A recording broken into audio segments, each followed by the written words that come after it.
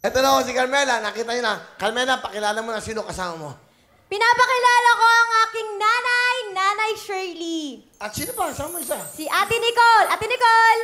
Ang ganda rin ng apatid. Oh, Hello, ganda rin. Will. Kumusta? Magandang hapon. Hi, Mom. Hi, Mommy. Ay, Nanay Shirley, welcome po. Kamusta kayo? Okay lang po, Will. Okay, ano pong gusto niyo sabihin sa napakaganda niyong anak? Salamat, Nak, sa mga pag-aruga mo sa amin. Sana hindi ka magbago. Pagpatuloy mo lang yan, Nak, ha? Alam ko naman, mabait ka.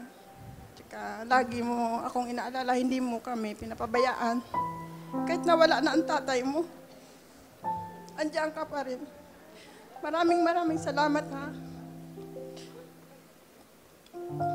Mahal na mahal kita, anak, ha? Love you.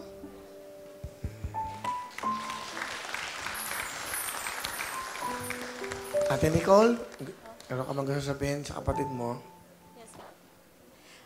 Carmela, ito yung masasabi ko sa'yo.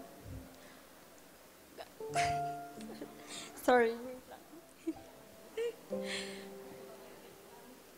Kahit anumang mangyari, ganun pa din ha, down to earth. Sinasabi ko sa'yo palagi. Marunong kang lumingon sa sarili mo, okay? Tapos, stay, pretty, ganun. Mahal na mahal ka namin ni Mama. Thank you.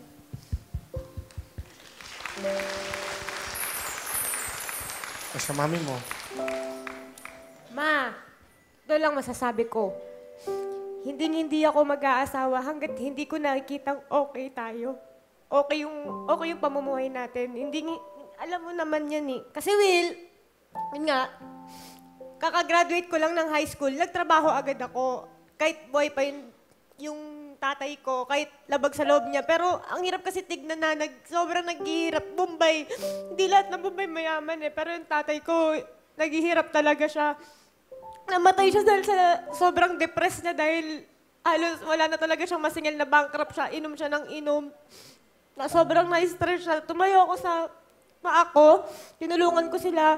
Ginawa ko yung lahat ng makakaya ko hanggang ngayon, Ma. Tutulungan kita, hindi kita iiwan kahit anong mangyari. Iwan na ako ng lahat, iwan ka na ng lahat, pero ako hindi kita iiwan, Ma.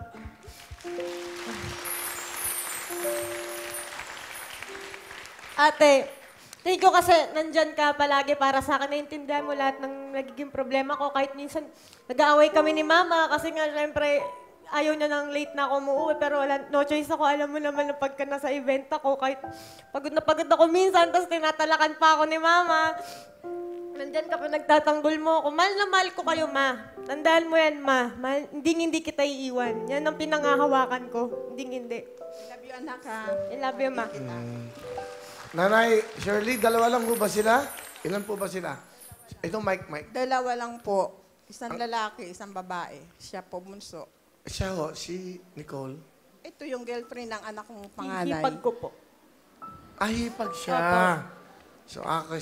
Ahipag. So, bali yung isa mong kapatid, lalaki. Opo. Asan siya? Na siya po yung naiwan sa bahay.